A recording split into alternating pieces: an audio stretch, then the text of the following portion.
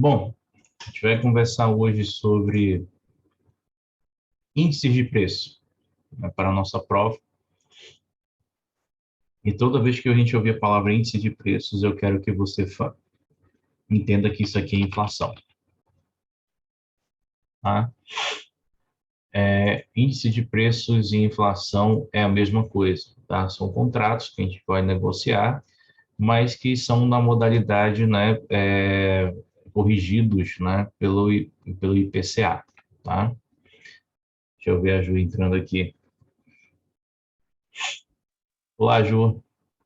Hello, tô Hello. aqui. Então, olha lá. Quando a gente tem um IPCA, um índice de preço ao consumidor amplo, a primeira coisa que a gente precisa saber para a prova é que esse índice aqui é o índice oficial de meta de inflação, né? E aí a gente tem que relembrar lá do nosso primeiro módulo. Quem é que define, né, o IPCA como o índice oficial de inflação do Brasil?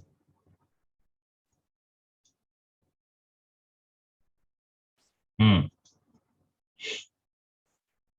quem vai definir aqui com o índice oficial de inflação, o IPCA, vai ser o Conselho Monetário Nacional, tá? Então, quando a gente fala do IPCA, a gente vai ter que aprender primeiro o conceito dele e a finalidade, tá? Então, o IPCA, ele que é o índice de preço calculado pelo IBGE, o Instituto Brasileiro de Geografia e Estatística, tá?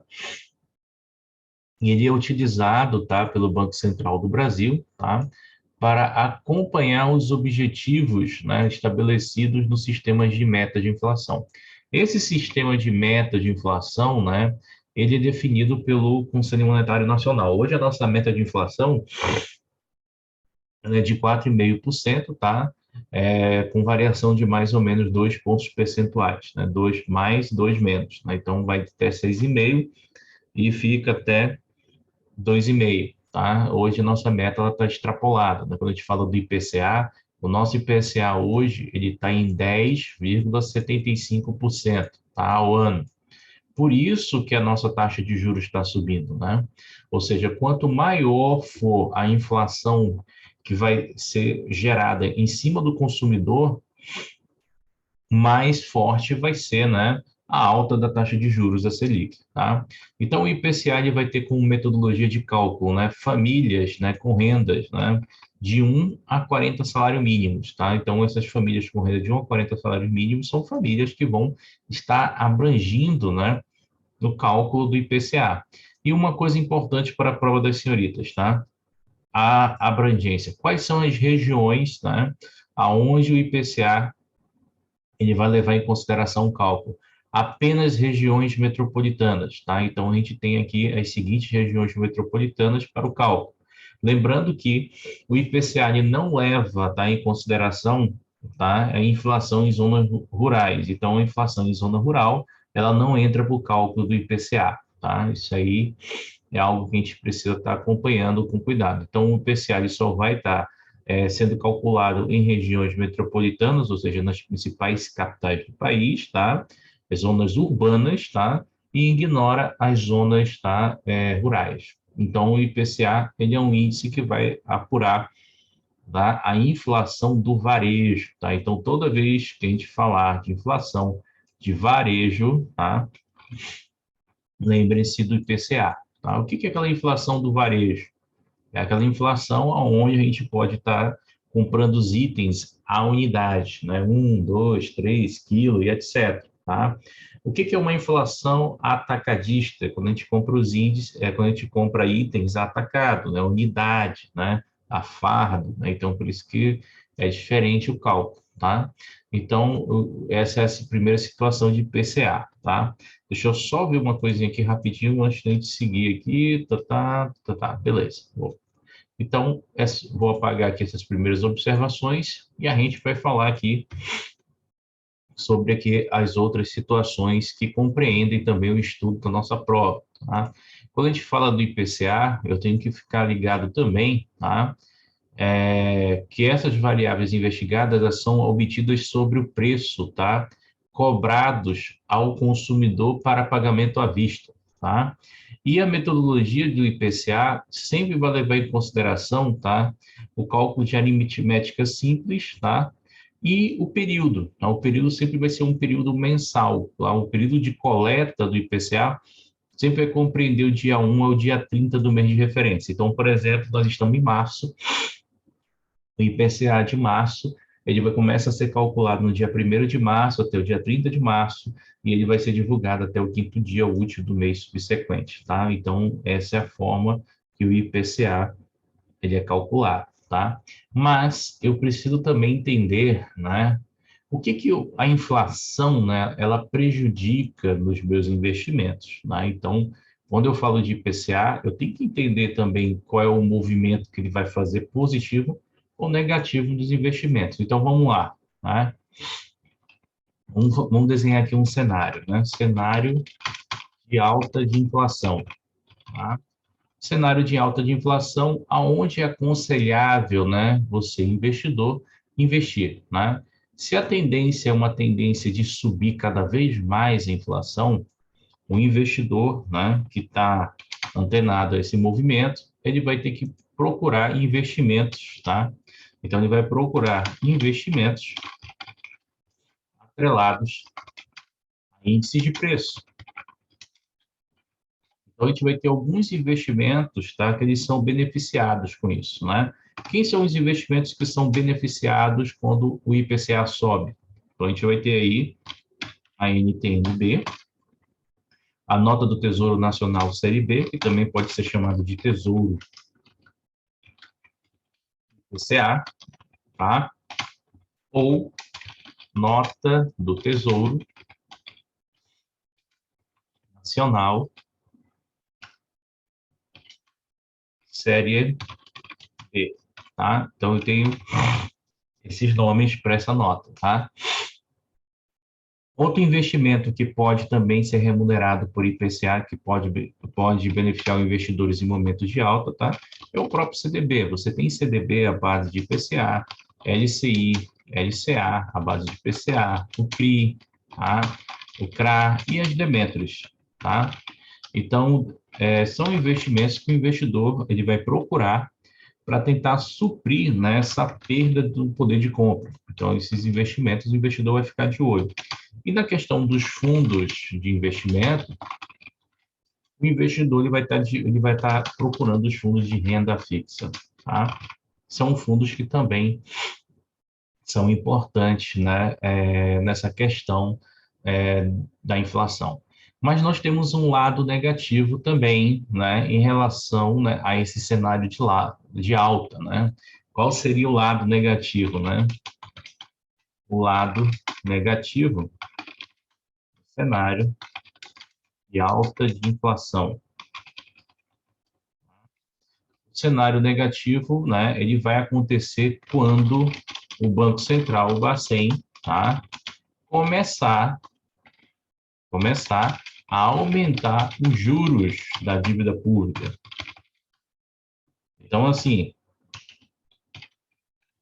enquanto o IPCA, né, ele aumenta, né, só ele vai tendo reajuste, né, enquanto o IPCA ele cresce sozinho, sem nenhuma interferência de taxa de juros, tá? Ele vai ser interessante você pensar em investir nessa situação aqui, tá? Mas a partir do momento que você tem o Banco Central, né, aumentando os juros da dívida, né, o investidor ele já tem que procurar, tá, se proteger, né, dessa variação, tá, relacionada aos juros da dívida, tá?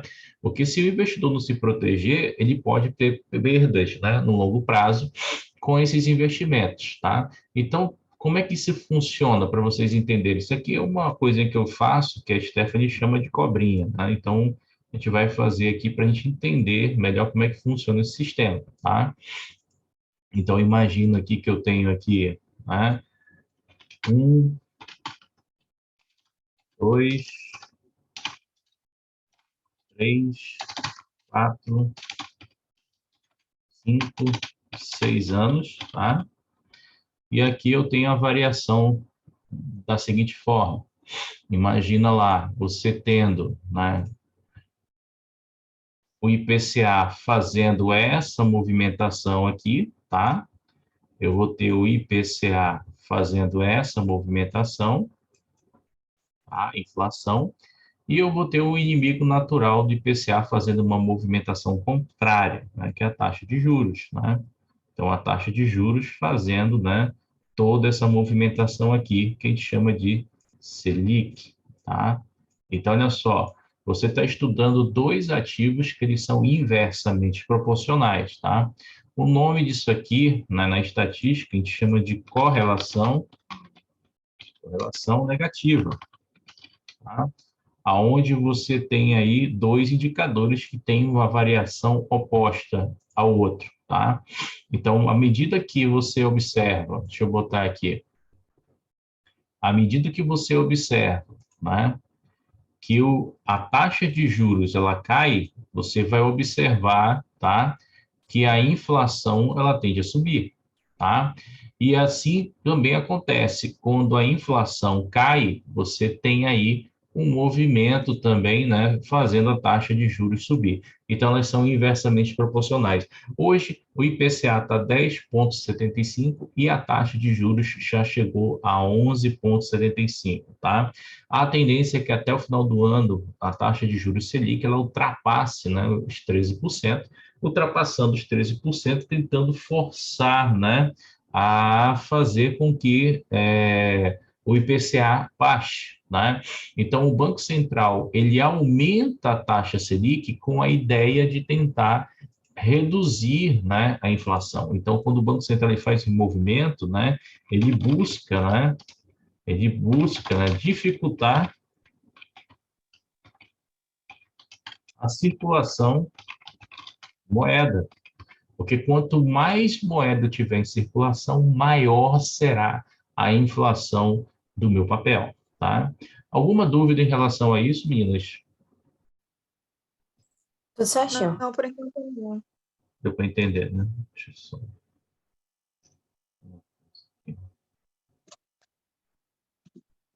Tá todo mundo meio morto, né? Eu estou com uma enxaqueca, sem problema, era uma Paula, o nome dela... Só nascendo de novo, todo mundo. Enoque, eu só vou conseguir te dar aula depois de abril, tá? Eu tô com aula de CPA 20. Ai, ai, quando eu lanço turma do CE, ninguém quer. E quando eu não quero mais fazer, todo mundo procura. É impressionante isso. Desde dezembro eu tô lançando turma do CE, mas ninguém quis fazer. Impressionante, né? Impressionante. Posso pagar? Pode. Então, vamos nós. Então, essa é a ideia do IPCA. Nós vamos ver o nosso outro, né? Índice de preço, que é o IGPM, tá? O IGPM ele é mais ajustado ao atacado, né? Então, o IGPM aqui, você vai ver ele mais calculando aqui, né, o consumo, né, de produtos atacadistas. Então, a gente vai ter uma finalidade um pouquinho diferente, além de ele ser totalmente privado, né? Então, ele é calculado mensalmente por uma entidade privada, que é a FGV, Fundação Getúlio Vargas, né? É o índice mais utilizado na correção de contratos de aluguel. Só que não é só contratos de aluguel que o GPM corrige. Ele corrige muito contrato de prestação de serviço, então praticamente energia, escola, né, e outros mais, né, tem essa situação aqui, né, de contrato de aluguel, que vai, desculpa, voltando, tem essa turma aí que vai ser corrigido lá pelo IGPM. Então, não é só contrato de aluguel, mas energia, faculdade, colégio e outras prestações de serviço e até mesmo plano de saúde, tá? Por exemplo, aqui, ó, caso de energia elétrica, né, tudo é controlado pelo IGPM. Gente, teve épocas que o IGPM chegou a dar 30% ao ano, tá? Por isso que a nossa energia elétrica ficou tão cara, tá? O público-alvo de análise desse indicador vai ser aqui, né? Ele vai refletir a evolução dos preços das atividades produtivas, tá? E principalmente, olha só, a comercialização de produtos ao atacado, tá? Varejo e construção civil. Então, quando a gente fala de GPM, o foco principal dele é produtos atacado, tá? E construção civil. Tá? Tanto que ele tem as ponderações, né? Eu posso até fazer uma coisinha mais interessante para vocês ficarem atentas aqui. Então, comercialização ao atacado, né, que a gente vai ter aqui o IPA com 60%, tá? Ele tem ali a ideia do varejo, né, que ele vai trabalhar aqui com o IPC, o índice de preço ao consumidor de 30%, e ele vai trabalhar ali também, né, a construção civil, né, com o índice nacional da construção civil em 10%, tá?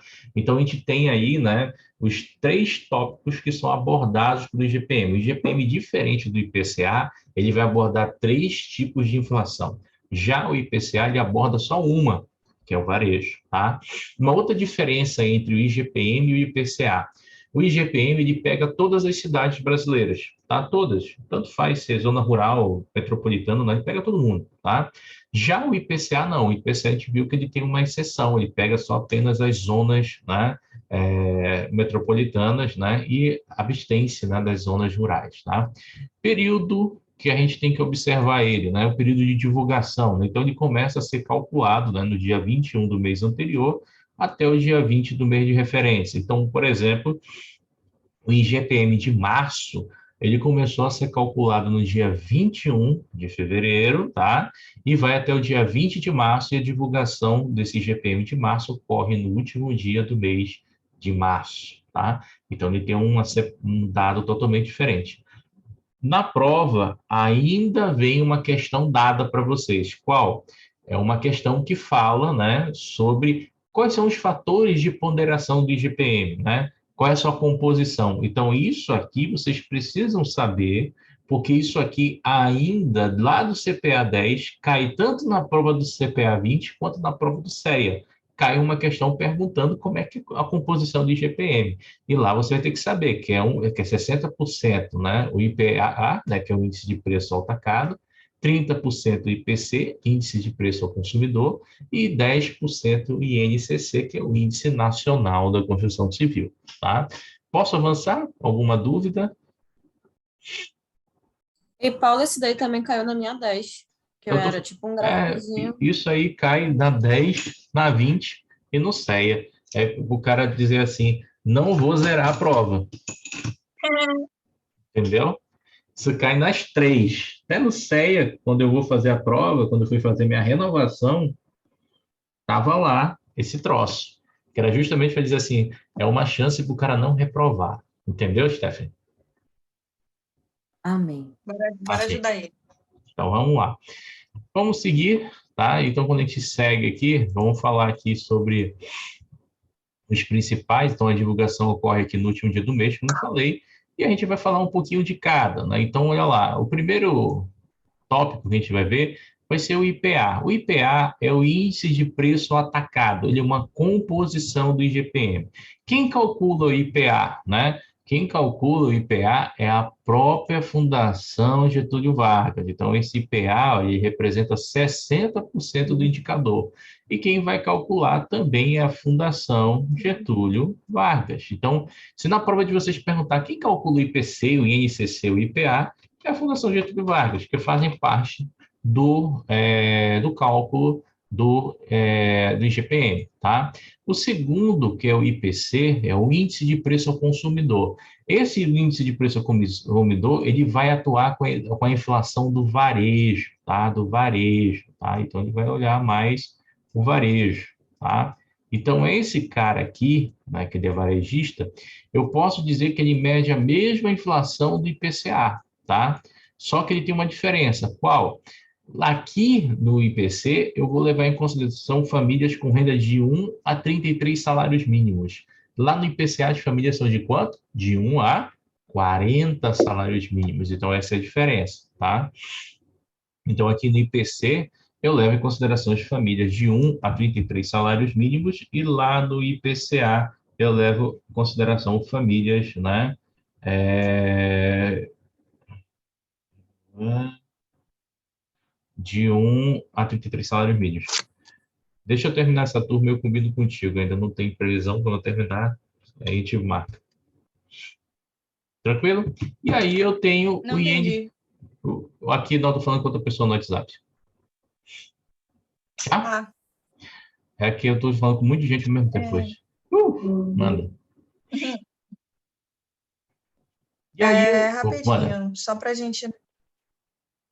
Você falou sobre o IPCA abranger o de 1 a 40 salários mínimos. E o GPM?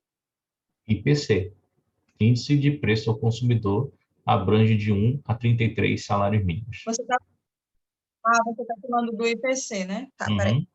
Deixa eu só anotar aqui. Lembra Quanto que o é? de 1 a 33. Lembra que o IGPM ele é formado por fatores de ponderação, né? Então ele tem lá o IPC dentro dele. Tá, eu anotei aqui a 60% do IPA, 30% do IPC e 10% do INCC. Uhum. Tranquilo? Eu só perdi o raciocínio do IPC quando se tratou dos salários. Tá. Aí Mas já tá ok, já anotei aqui. a Obrigada. gente tem uma outra inflação, que é a inflação dos imóveis, que ela é calculada pelo INCC, o Índice Nacional da Construção Civil, que também é calculado pela Fundação Getúlio Vargas, tá? Isso aqui ele vai medir, tá, a abrangência, né, a capacidade de construção da indústria, né, imobiliária, né? E aqui a gente vai ter, né, um cálculo, uma inflação que vai levar em consideração, tá, os preços, né, dos imóveis realizados em 12 capitais. Então, o IPC, o INCC, ele vai levar em consideração, né, as principais capitais do país, né, onde o polo de indústria imobiliária é mais forte. E lá eles vão levar em consideração todos os serviços relacionados a essa construção, desde a compra de materiais, mão de obra, e até mesmo o INCC, ele serve como o cálculo de reajuste, né, das parcelas de contratos imobiliários, tá? Até isso, tá? O INCC, ele está presente, tá? E, Paulo, essas Oi. 12 capitais seriam aquelas que se mostrou pra gente, que é Belo Horizonte? É esse? As principais, Uhum. as grandes, tá? Mas isso aí cai em prova, não é só para linguiça mesmo.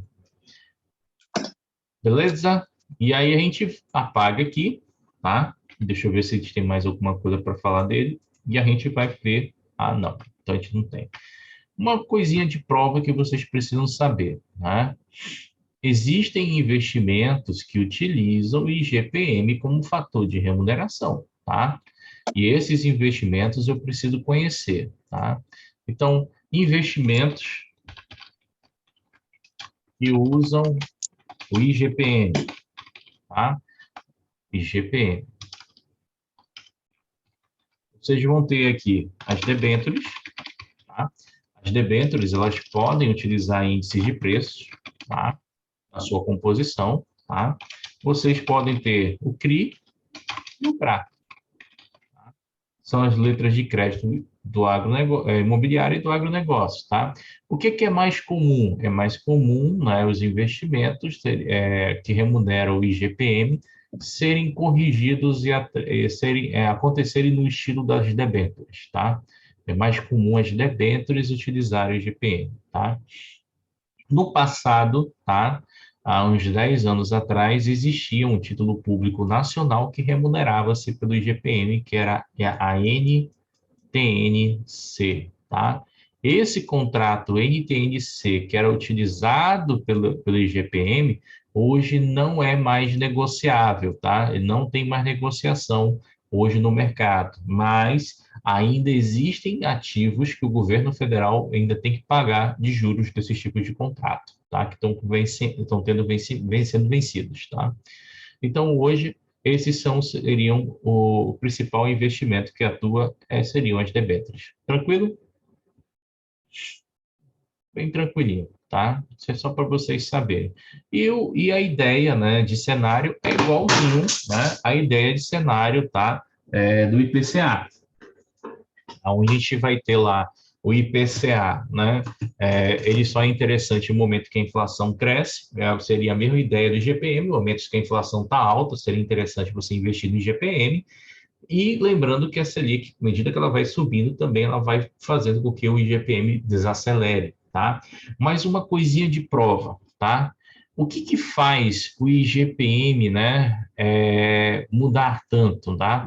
O que que o IGPM ele pode te trazer, né? Quando o IGPM ele começa a ter alterações, né, nós que somos investidores, ele vai mexer com certos investimentos que são dolarizados, tá? Dolarizados, tá? Então, assim, o dólar, à medida que ele cresce, ele aumenta o IGPM. À medida que ele cai, ele reduz o IGPM. Por quê?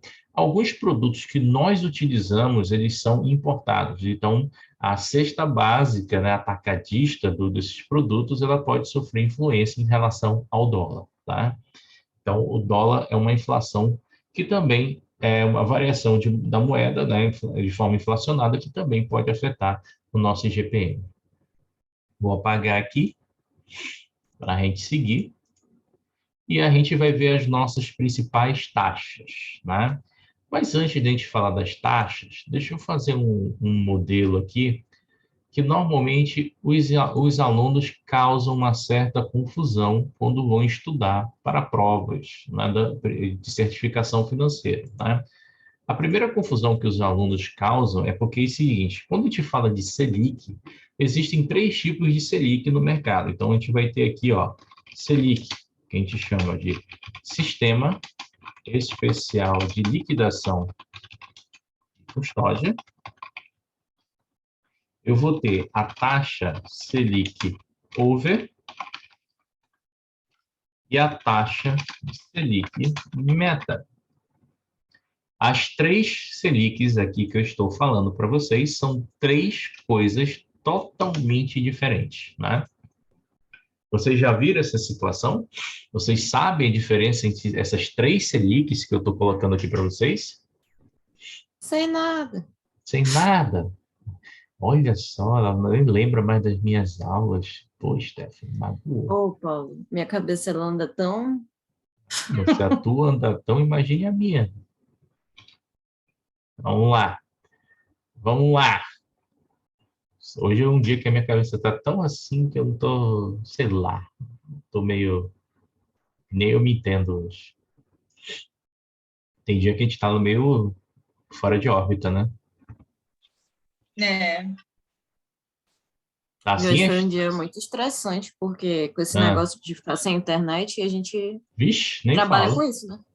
Nem fala. E hoje Ai, minha E cabeça eu? tá nem fale. turbilhona. E eu doido para tacar o dedo lá para vender e comprar ação. A sorte é que tudo subiu, né? Ninguém reclamou. Mas se tivesse caindo... E detalhe, todas as internets caíram. Oi, Vivo, Claro, tudo, tudo, tudo, tudo. Então, olha lá. Uhum. Sistema Especial de Liquidação e Custódia. O que que é isso, gente? Olha lá. O Sistema Especial de Liquidação e Custódia a gente chama de clearing, tá? É uma clearing. Uma clearing house. O que é clearing house, né? Câmara Liquidação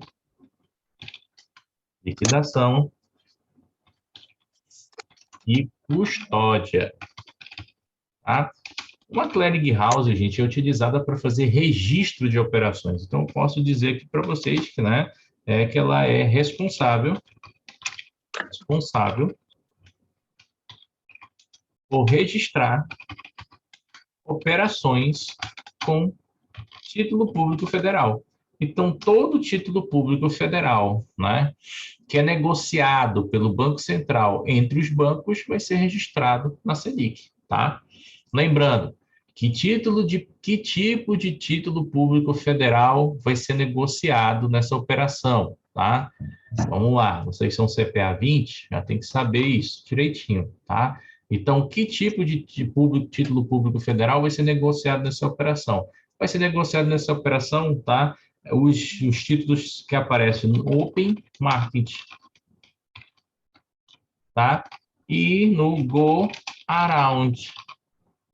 O que é Open Market, Paulo? Open Market é o mercado primário de títulos públicos federais. É quando o Tesouro emite os títulos públicos e o Banco Central organiza um leilão e vende para os bancos esses títulos públicos, tá? E o que é o Go Around? O Go Around é o mercado secundário de títulos públicos federais, quando os bancos que compraram os títulos públicos vendem para outros bancos esses títulos, então negociam entre bancos. Né? Então, o Open Market é compra direto com o Banco Central e o Go Around é banco vendendo para banco título público federal. Tá?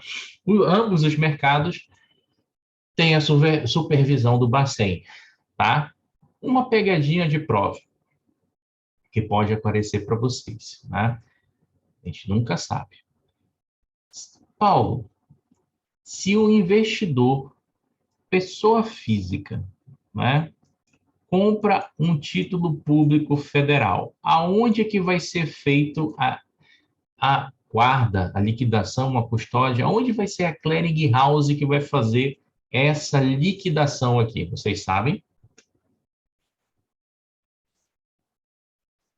Pode repetir? Ó, eu falei para vocês que lá na Selic, né, é banco comprando do Banco Central, Open Market, e banco vendendo para banco, Go-Around, operações com títulos públicos federais. Se eu tenho um investidor, pessoa física, comprando títulos públicos federais, o registro dele vai ser na Selic? A resposta é não. Aonde que ocorre o registro do investidor que faz compra de títulos públicos federais? Né? Ó, o investidor, pessoa física,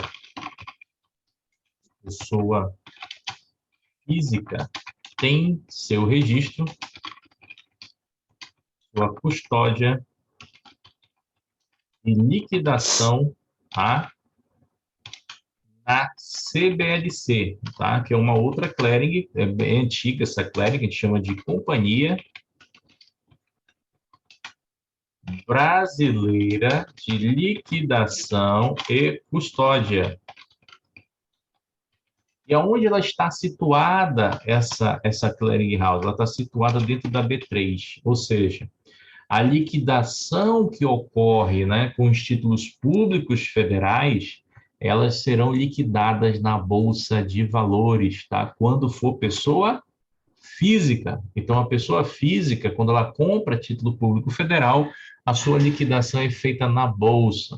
O que isso atrai para o investidor? Exemplo. Vamos supor que você, Juliano, comprou um título público federal hoje com vencimento para 2045. Esse título, ele rende IPCA mais 6% ao semestre, ou seja, você vai receber o pagamento de IPCA ao ano, que hoje está 10,75%, e vai receber a cada semestre mais 6%. Na realidade, 6% dividido por 2. Você vai receber 3 no primeiro semestre e 3 no segundo como cupom de juros. Ao ano, você vai receber 6% mais 10,75%. Tá? Aí o que acontece? Se você ficar até o final, o vencimento desse título, vamos supor que o vencimento dele é para 5 anos, tá? Se você ficar até o vencimento desse título, até o último dia que esse título vale, o governo vai te pagar IPCA mais o cupom semestral. Vai cair lá na tua conta bonitinho, tá? Agora, se você decidir vender o teu título público antes do vencimento, o teu título vai sofrer uma variação a mercado, igual como uma ação da Bolsa de Valores.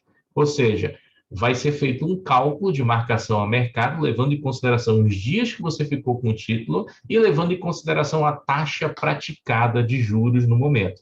Se a taxa praticada de juros do teu título for menor, né, do que um título existente no mercado, você corre o risco de perder dinheiro na operação. Receber bem menos do que você receberia. Se a taxa de juros praticada pelo teu título for maior do que a taxa de juros de mercado, você pode ganhar até mais do que o teu título vale, entendeu? Então, vai depender do que acontece, né, na marcação a mercado. Por isso que existem investidores que perdem dinheiro na renda fixa, porque a renda fixa ela pode sofrer variações, ela não é fixa, não é um juros fixo. A renda fixa ela só permite você receber cupons fixos, tá? E o cupom pode ser positivo ou negativo. Tá? Por isso que vocês têm investidores que fazem previdência atrelada à inflação, RIMA B, lá no Bradesco, e quando esses caras começam a perder dinheiro, eles não conseguem entender o que está acontecendo. Né? E aí, como é que você acalma esse investidor? Você vai acalmar ele falando o seguinte, né? Que se ele ficar, né, até o vencimento dos títulos que compõem a carteira do fundo de investimento, ele não perde nada, porque aquela variação de patrimônio dele é uma variação levando em consideração o ajuste que é feito no mercado, tá? Só que nenhum investidor entende isso, tá? E você vai ter que entrar no site da Ambima para puxar esse tipo de orientação, tá? É bem complicadinho, tá? E aí? Então, tá, pode continuar. Não, pode falar, falei. Então, a gente deve orientar o investidor a permanecer. Yes, deixa eu te mostrar aqui para te entender. Deixa eu te mostrar aqui para te entender o que eu estou falando aqui. Tá.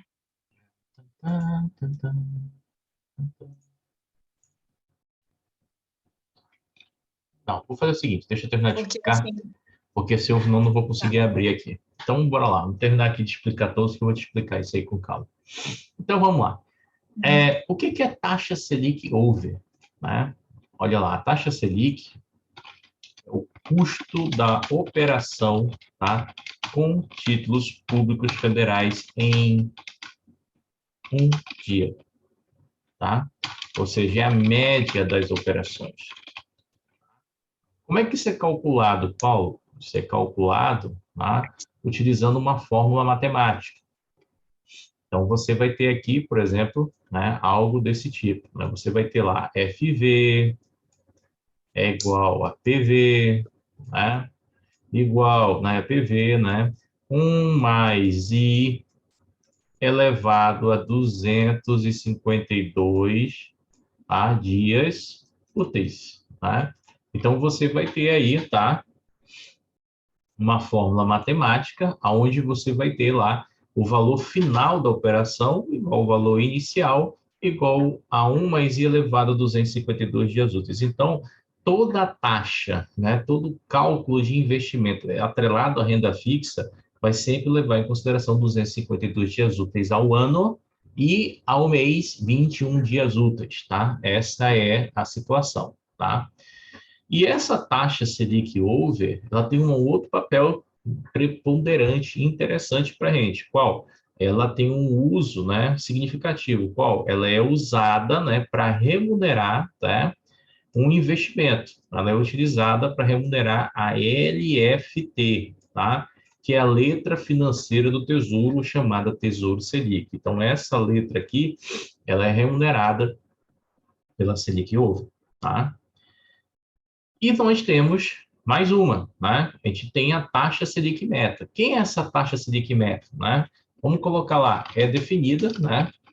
É a meta da taxa de juros definida pelo Copom.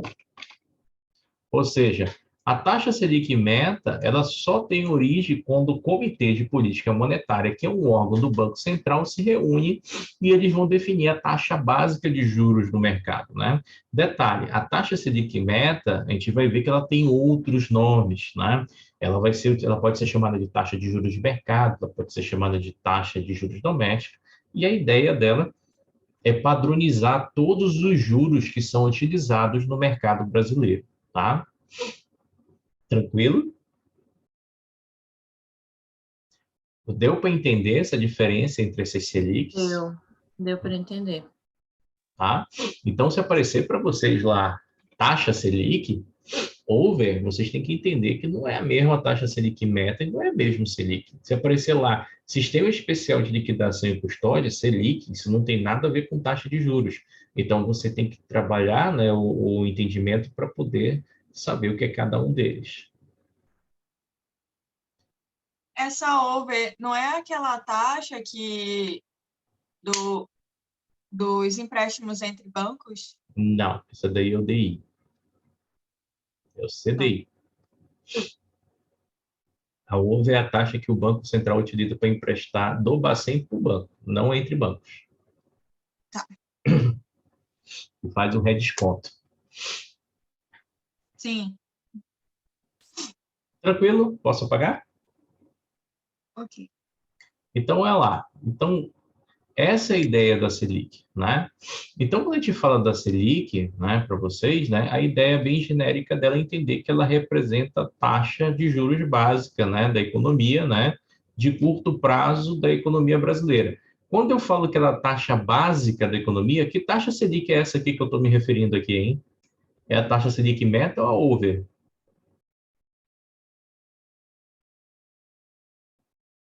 Chururururu. Que taxa é essa aqui? A taxa Selic meta ou é a over? Alô, terra para Juliana, terra para Stephanie.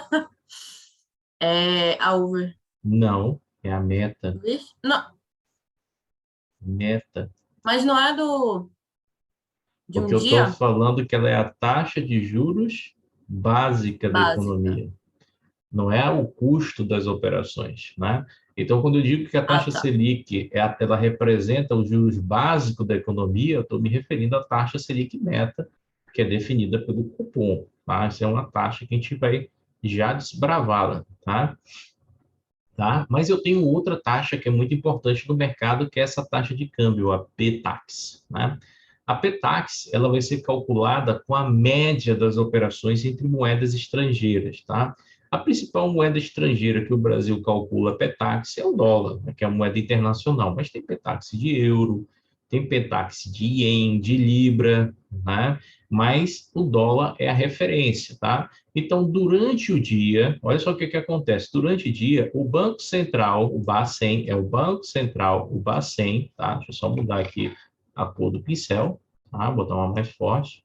O Bacen, tá? Esse Banco Central, ele vai estar atuando, tá? O Bacen, ele vai atuar, tá? Fazendo esse cálculo da Petax. Então, é o Banco Central que vai calcular. Quando que ele divulga a Petax oficial, o término da Petax? Às 18 horas, tá? Então, todos os dias, às 18 horas, quando fecha a Bolsa de Valores, né? O Banco Central vai lá no mercado e diz qual foi a Petax do dia, o ajuste do dólar, né? Hoje, o dólar bateu R$ 4,92, né? Está caindo o dólar, tá?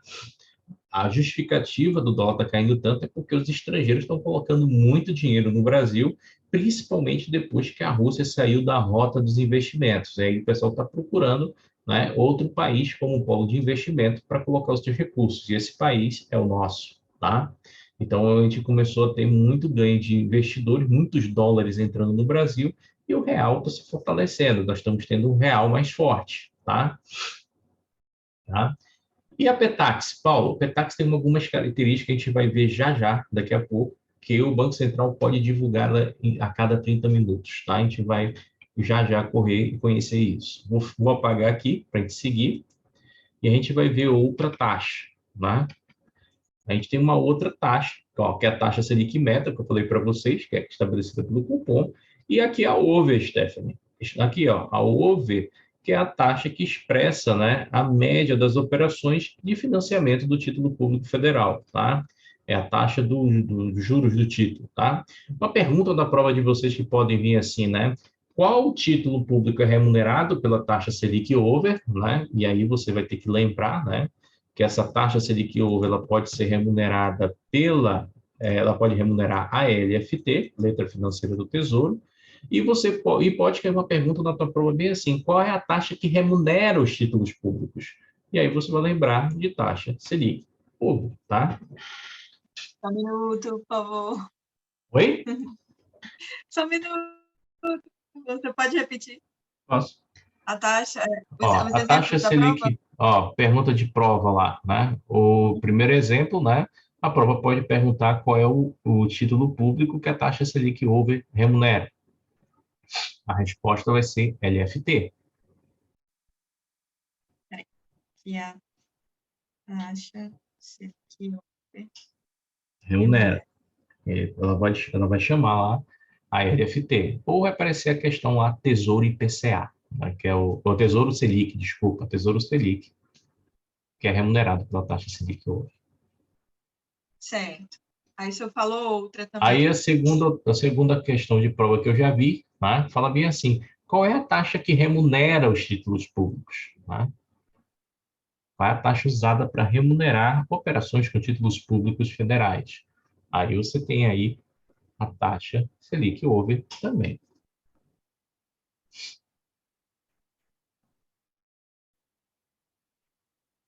Beleza?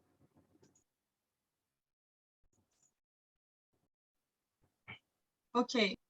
E aí nós temos essa taxa, né? Que a gente conhece como a taxa DI, Depósito Interfinanceiro. Essa é a taxa, né, que vai dar origem, né, às operações entre instituições financeiras, tá? A DI. Mas a gente vai explicar isso bem devagar agora. Como é que isso funciona? Deixa eu só ver aqui, tá, beleza. Então, como é que funciona isso, né? Vamos entender a diferença entre taxa DI e taxa Selic over, tá?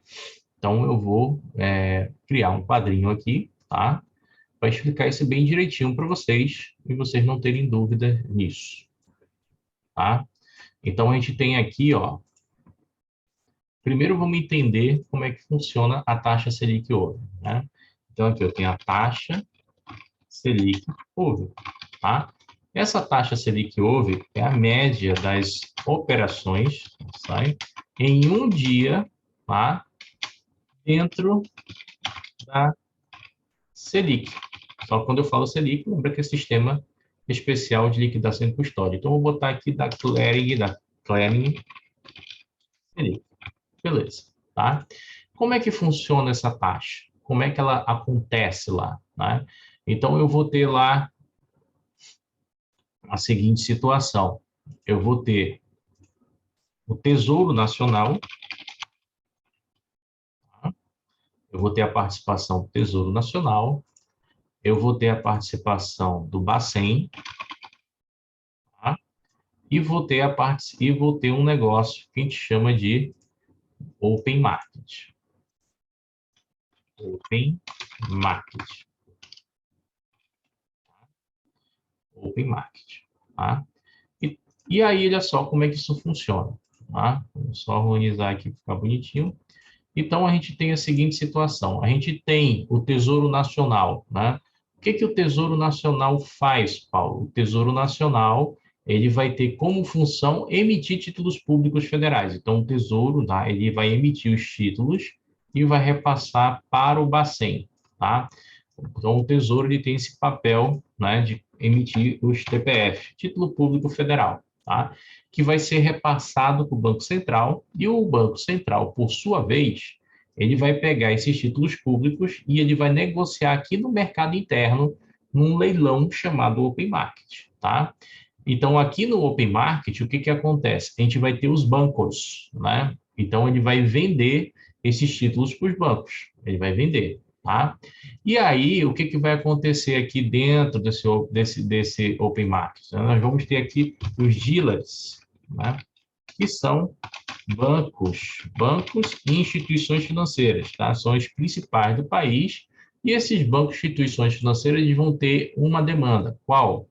Eles vão ser obrigados a comprar esses títulos públicos. Na hora que eles compram, eles vão repassar dinheiro, tá, para o Banco Central, tá, referente à compra dos títulos, tá, e o Banco Central vai devolver esse dinheiro para o Tesouro, tá. Para quê? Porque o título público federal ele é emitido com uma finalidade. Qual é a finalidade? Captar recursos, né, para o Tesouro, né, o captar recursos para a União. Então, essa é a finalidade, né, dessa operação com o Tesouro, né, aqui na questão do Open Market. E aí, o que que acontece? Olha só, a média, né, dessas operações, tá, serão calculadas, tá, com base, tá, na taxa Selic over, tá? Então, o custo das operações, o que é a taxa Selic over? É o custo da operação, tá? E esse custo da operação pode ser maior ou menor à medida que ela vai acontecendo, tá? Então, quando a gente fala dessas operações, né? Então, lembre-se sempre, a taxa Selic, tá? Over, ela sempre vai ser calculada sendo FV igual a PV, tá? 1 mais I elevado a 252 dias úteis, tá? Isso ao ano, 21 dias úteis ao mês, tá? Detalhe, não para por aqui, né? O que que acontece? Eu tenho uma segunda etapa desse mercado aqui, tá? Essa segunda etapa a gente chama de Go Around. Go Around. Tá? Como é que funciona o Go Around, né? O Go Around, eu vou ter instituições financeiras aqui, né? Também vou ter os dealers, tá? E outras instituições financeiras e bancos, tá? E a ideia vai ser o seguinte, tá? Como é que ela vai funcionar esse esquema, né? Aqui no Go Around, eu também vou ter a supervisão do Banco Central, mas eu vou ter aqui esses bancos que compraram os títulos públicos vendendo título público, e esses dealers e outras instituições financeiras, que podem ser bancos menores ou outros que não estão participando desse processo, não participaram lá do Open Market, eles podem comprar, né, dessas instituições financeiras, e quando compra, passa o dinheiro entre elas, tá? Então, olha só o que que acontece. No primeiro mercado, aqui onde eu tenho aqui o Open Market, né, o dinheiro captado vai para a União. Já no segundo mercado, o dinheiro captado fica entre as instituições financeiras, tá? Então, o primeiro mercado aqui ele é utilizado para captação e o segundo é utilizado aqui para liquidez, tá? Deu para entender agora como é que funciona aí o custo dessas operações com a Selic Over? Uhum. E, Paulo, eu nunca vi ninguém comprar títulos públicos. De verdade. Não? Eu compro. Mas como é que funciona essa compra? Tu tem que ter Tu vai uma, no... tu tem que ter uma conta em corretora, e tu tem duas formas de comprar título público federal. Ou tu compra via mesa institucional, ou seja, tu acessando o teu home broking, ou o teu home broking, não, o teu internet bank, ou você dando a ordem para o teu assessor comprar para você, ou você pode ir no site do Tesouro Direto Direto, comprando isso eu lembro. via, né, senha do Tesouro. Aí você compra sozinho, né? Aí você tem que ter os títulos. O que que é legal? Eu não acho legal o investidor ir no site do Tesouro Direto comprar. Por quê? Quando você vai no site do Tesouro Direto comprar, você vai ter que ir lá no site para vender. E às vezes você não tem tanta liquidez, né? O que que acontece quando Uhum. você compra via mesa institucional? Às vezes, quando você quer sair da operação do Tesouro, você tem mais liquidez porque você vende para o próprio banco. E o banco pega de volta esse título, entendeu? Entendi. Aí essa é a facilidade, tá? Mas é fácil comprar, entendeu? Eu tenho um investidor que só investe em Tesouro. E detalhe, o Tesouro Direto, né? Você tem uma facilidade imensa de ganhar dinheiro com o Tesouro, tá? Bem grande mesmo, tá? Vou já fazer uma simulação aqui para vocês. Posso apagar isso aqui? Todo mundo copiou? Todo mundo entendeu? Peraí, rapidinho. Sim, senhora.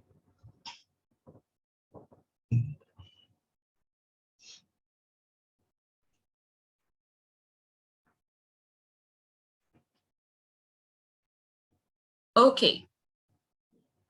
Antes da gente falar de taxa DI, deixa eu explicar uma coisa que ficou faltando lá, né? Quando o cliente de vocês tiver problema, né, com fundos atrelados à inflação, como é que você vai solucionar esse problema, né? Então, eu vou estar abrindo aqui a internet. Vocês conseguem ver aí o navegador de internet? Tá todo Não. mundo... Não tá Agora vendo? viu. Viu? Tá. Olha só o que eu vou fazer. Eu vou digitar aqui no Google assim, ó, Ambima, séries temporais. Quando eu digito aqui Ambima, séries temporais, deixa eu ver se vai funcionar aqui. Programa detalhado, tipo... Não, deixa eu... Aqui. Aqui embaixo, ó, séries temporais, Banco Central. Aqui, ó, tá vendo IMA? IMA B, tá vendo meu mouse aqui? Aham, dá pra ver. Eu vou clicar aqui, IMA, Ambima, né? Aí ela vai me abrir isso aqui, tá? Só que tem um detalhe, você tem que ter acesso na internet lá no banco para poder explicar isso para o teu cliente, tu tem que estar acessando lá, né? Então, olha só, você tem aqui a composição do IMA, que é o índice de inflação. Inclusive, eu vou até ler aqui, porque o IMA, A gente vai ter que saber a teoria dele, a gente vai falar lá na frente, né? Então, ele é um índice de mercado BIBA, conhecido como IMA, né? E ele é a referência, né, para os fundos de investimento de renda fixa, principalmente os renda fixa atrelada à inflação, né? Então, toda vez que eu ouvir falar em IMA, eu estou falando de uma carteira teórica que ela é composta só por IPCA. Ela vai comprar só título público, tá? IPCA, que a gente chama de IMA-B, tá? Então, eu tenho aqui, ó, tá vendo os IMAs aqui, ó? Eu tenho IMA-B mais 5, tu tá vendo aqui? E IMA-B mais 5, tá vendo aqui os dois aqui? Aham. Qual a diferença? Qual é a diferença? Essa é legal. Essa é a que eu ia falar. O IMA B5 significa que são títulos NTN-Bs que têm vencimento até 5 anos. E o IMA B mais 5, Paulo, são títulos NTN-B que têm vencimento acima de 5 anos. Porque eu tenho título NTN-B que vence com 10 anos, 20 anos, 30 anos, 40 anos e por aí vai, tá? Vencimento é de 5 em 5, tá? Então, vamos pegar esse daqui, IMA B mais 5, né? Então, olha só, o que que acontece? Olha só, eu tenho um imã geral e tenho um imã B. Botei meu mouse aqui, ó. Você está vendo aqui a evolução aqui da variação da carteira, ó? Tá vendo, ó? Tá vendo que está diminuindo, Uhum. está subindo? Então, por exemplo, o imã B normalmente são ativos que são negociados em múltiplos, né? De 5 mil reais a 10 mil, né? Então, por exemplo, esse imã B que a gente está vendo, essa carteira está sendo confeccionada em 9.500. Então, o que que acontece? Dia a dia, esse título vai tendo variação do mercado, tá?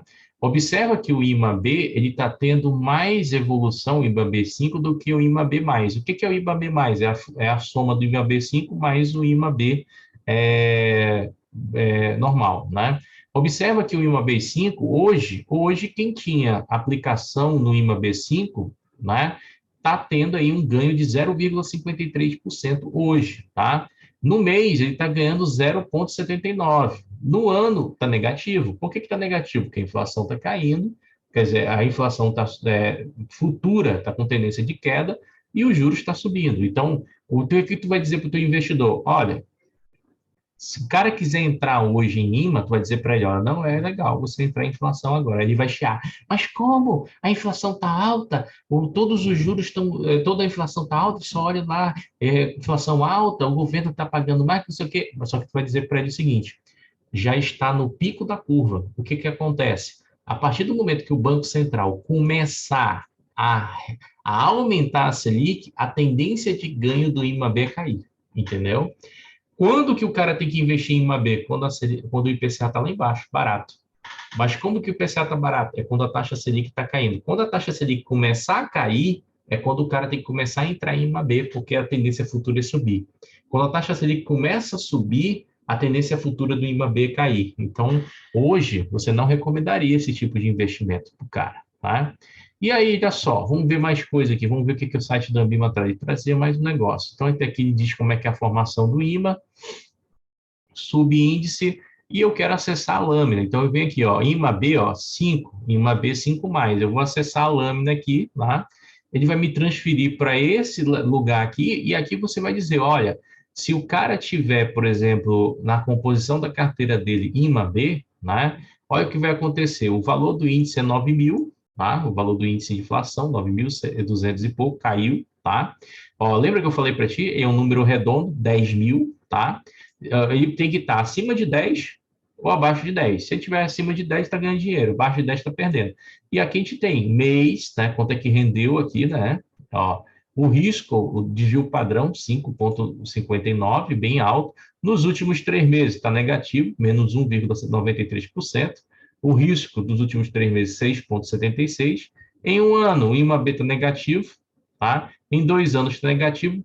Em 3 anos, o IMA-B está positivo. Mas por que está positivo? Nós estamos em 2022, então ele pegou o IMA-B desde 2019. 2019, 2020, 21, 22. Então está positivo, tá? 4 anos está positivo, 6 anos está positivo, 5 anos e 6 anos está positivo. Então, só foi interessante, só está positivo e interessante para os investidores que começaram a investir lá desde 2018. 2018. Por quê? A Selic estava lá 2%. Entendeu? Aí valeu a pena para o cara investir, porque à medida que a inflação foi subindo o investimento dele, entendeu? Agora, o Paulo, investimento. Oi, pode falar? uma dúvida.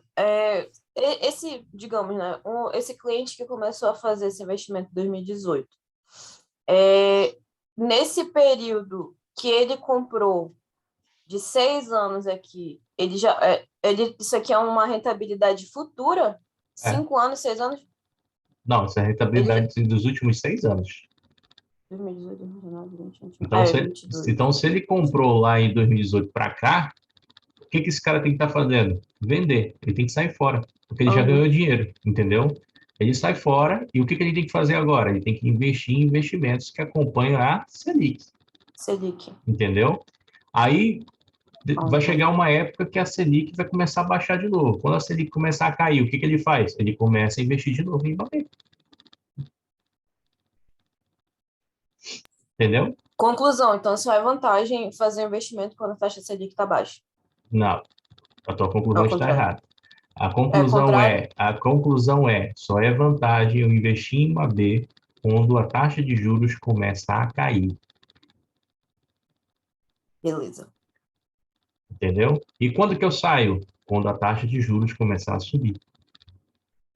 Entendeu? Entendeu a diferença? Sim. Então, isso aqui é bom você ter acesso. E aí você tem aqui os resultados diários. Eu gosto mais desse aqui. Resultados diários do IMA. Né? Eu venho aqui, ele me dá essa tabelinha, tá? E aqui eu tenho o PU do título, preço unitário dele, lá no IMA geral. E aqui é legal que eu posso extrair só um relatório. Por exemplo, eu posso pegar aqui o IMA B5+, e eu posso aqui, ó, pegar toda a carteira só o dia 21/3. Esse aqui é que eu gosto de apresentar para os investidores, que ele abre a carteira. Aí olha só o que acontece. Eu consigo ver os fundos de investimentos que têm IMA-B, eles vão estar com esses vencimentos aqui. Tá vendo os ativos aqui, os vencimentos? Ó, 15/5/2027, 15/8/2028, 15/8/2030, 2032, 2035, 2040, 2045, 2050, 2060. Viu isso aqui? Então, o que acontece? O investidor está perdendo dinheiro, beleza, mas ele tem condição de ficar até 2027. Então, ele fica até 2027, o governo vai garantir para ele o quê? O pagamento de 5,61 por título, mais a inflação. Ponto. Resolveu o problema. Aí, o que acontece? O investidor ele vai estar vendo aquela volatilidade no investimento dele, e aí você vai dizer para ele bem assim, essa volatilidade é o momento do título. Se você ficar até o momento, você vai ter problema. Então, olha só o que acontece. Um investidor que começou a investir agora em março, dia 21/3/2022, a carteira dele está sendo balanceada nesses ativos aqui. Então, ele vai ter que ficar até o vencimento de cada um desses ativos para o governo garantir a rentabilidade dele. Entendeu?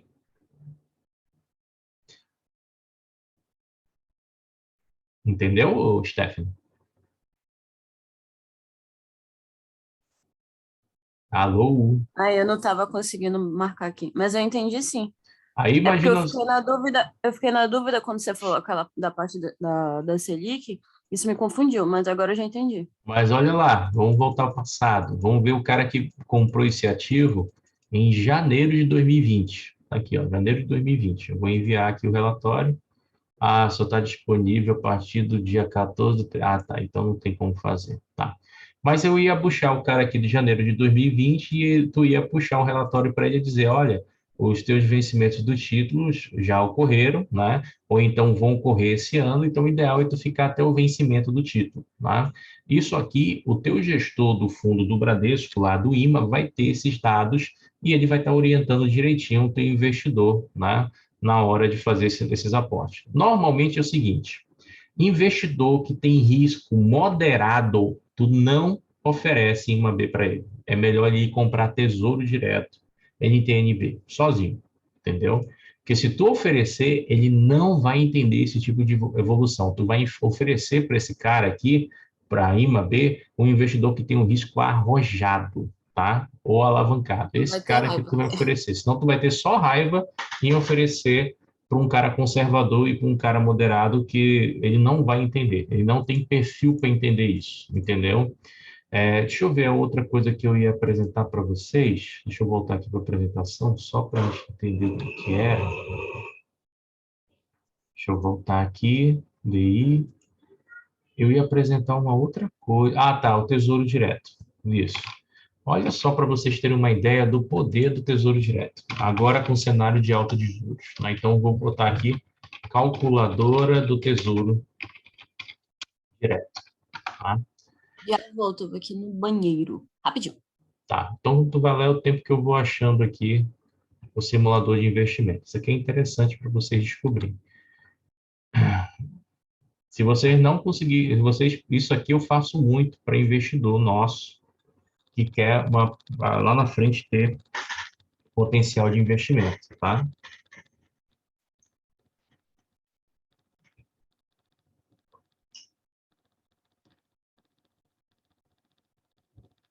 Então, se o seguro da companhia for de 30 milhões, e se a Ivon paga 5.000% no primeiro mês, no ano vai ter 36 milhões para a gente. Esse tipo, tá certo? 36 milhões entrando para a gente. Caraca, não acredito não. Mas é isso mesmo, é 120% que a gente ganha no seguro no primeiro mês e o resto vai ser pago à medida que eles ficarem, né? Porque se o cara que faz seguro, ele sair no primeiro mês, ele vai ter essa perda todinha em cima do capital dele.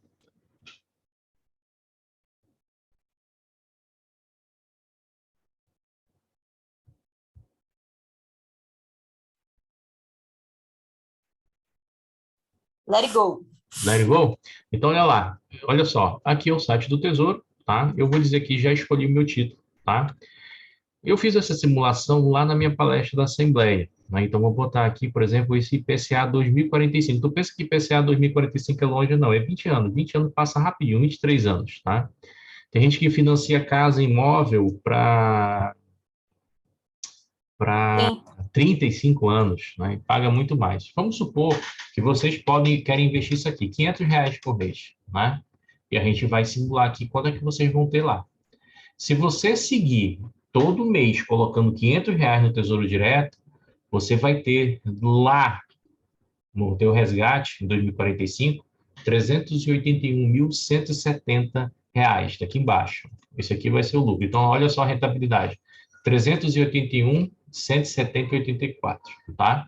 Ou seja, dá para te comprar uma casa, um apartamento à vista, ainda sobra um dinheiro aí para você mobiliar, ainda sobra um dinheiro para guardar na poupança. Se você for mais audacioso, né, puder guardar R$ 1.000, olha só o que acontece, né?